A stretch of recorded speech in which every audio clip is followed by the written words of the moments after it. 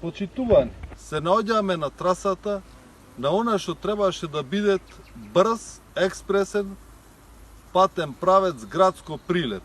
Но, од тоа што го гледаме, тука нема никакви градежни активности.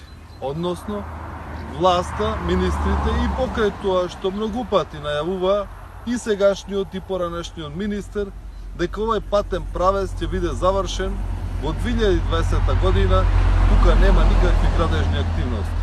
Лагите, корупцијата, криминалот и неработата е одлика на министрите во оваа влада.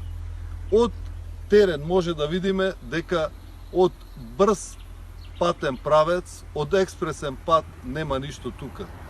Тука е се оставено во заборав на времето.